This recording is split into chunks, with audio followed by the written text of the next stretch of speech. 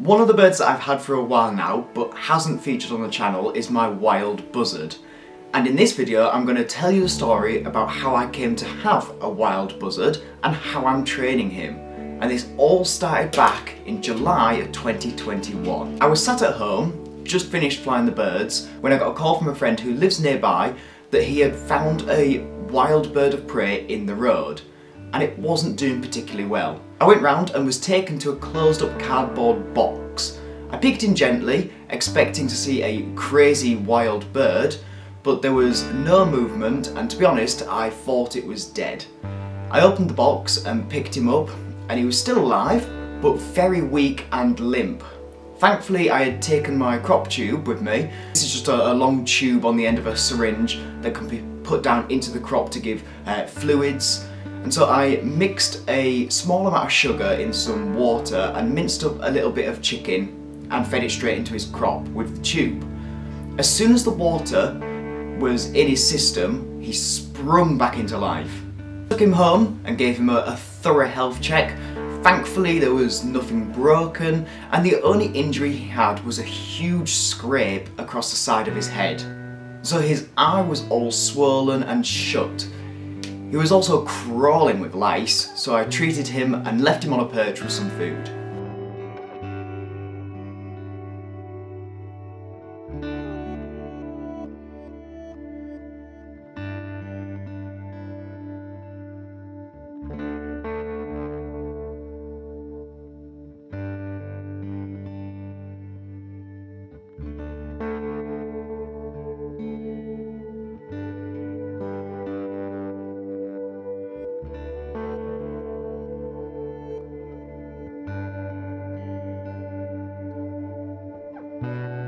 Here in the UK, it's illegal to keep wild birds, but if you find a wild injured bird, you're allowed a small window to contact a vet and book an appointment.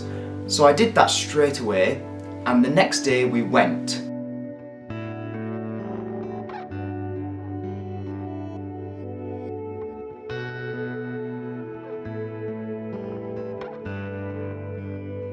The vet gave him a good check over and confirmed that nothing was broken, and other than the head injury, he seemed quite healthy.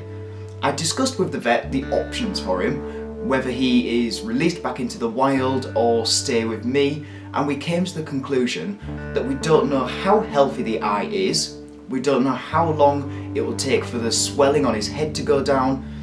Even if that happens really quickly and his eye is absolutely fine, he was found in the middle of his moult, and the trauma of the accident had caused half-grown feathers to just start falling out.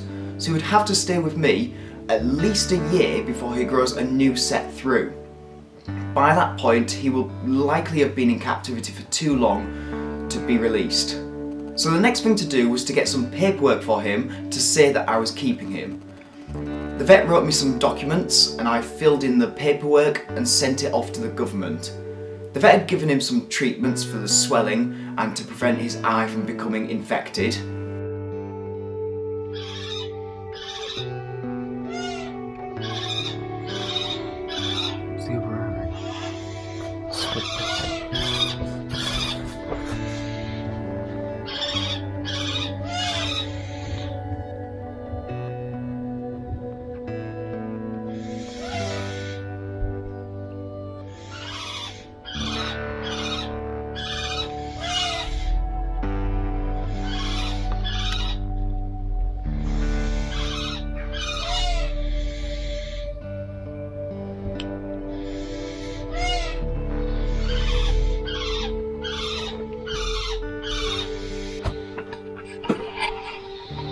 I think that this one wasn't in tracksuit bottom.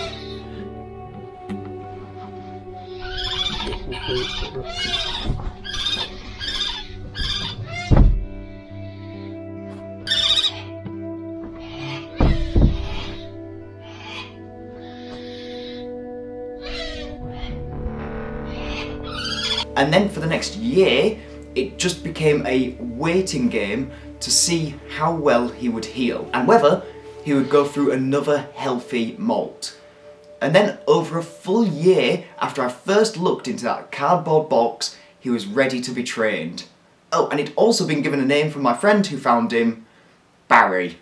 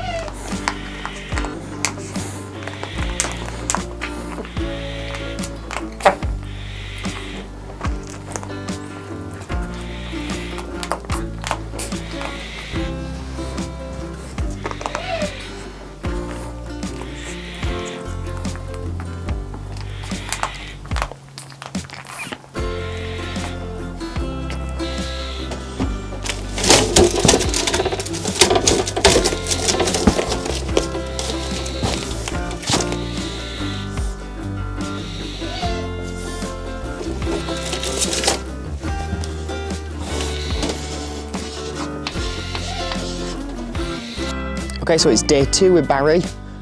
Yesterday he was taken out of the aviary, still a bit jumpy, fed on the glove. He did really well feeding off the glove. So today I thought I'd bring him out. I'm just going to put him on the perch and I'm just going to see if I can get him to do a tiny little flight to the glove for a large amount of food, just to get him used to being back outside and in the field. So let's see what he does.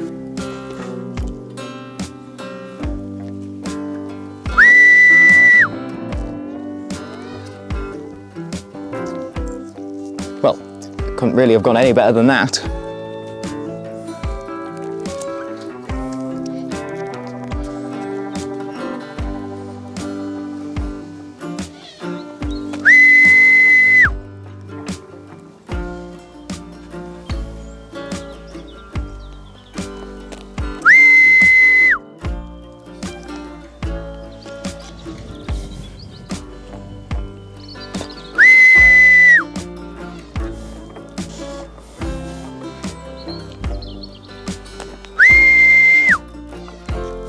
Couldn't really have gone any better than that. His reaction time was spot on. He didn't hesitate. I didn't have to start really close to him, just getting him to step to the glove, which is usually what we have to do when you first start training a bird. He just flew straight over to me. So again, we're just going to keep doing that and see if I can get him to go a bit of a further distance tomorrow. Yeah, very good, Barry. Good boy.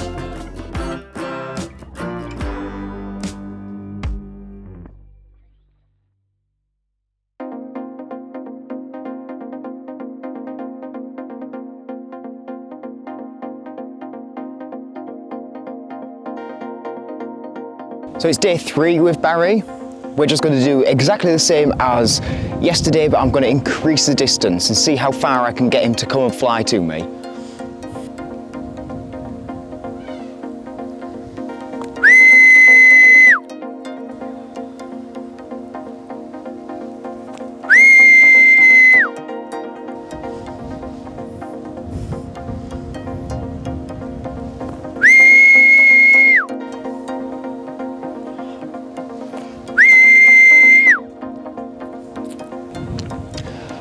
Now, the reason I'm waiting until he's landed on the glove before I whistle is because I'm still training him to associate the whistle to the food.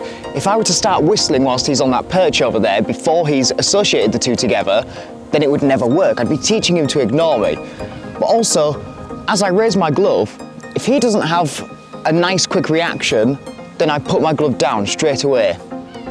Again, I would be teaching him to ignore me. If I just stand here waving the food all of the time, waiting for him to come in his own time, then he would begin to learn that that food is going to be there whether he flies or not. So he can take off whenever he wants and that food is always going to be there.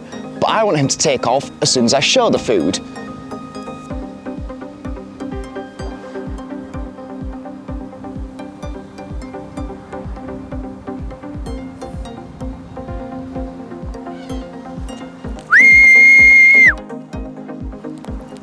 I think I'm going to leave it at that with Barry today.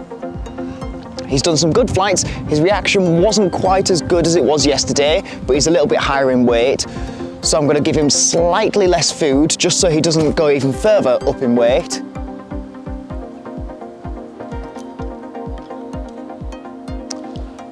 And that's why we use a training line. I have him back. He just went a little bit with a gust of wind. I was hoping that he would go back to the perch, but he couldn't quite get back around to it. But I think he wanted to, so I don't mind that. We're going to leave it at that for Barry today. Hopefully tomorrow he'll have a little bit more of an appetite, and we'll try and increase the distance even further.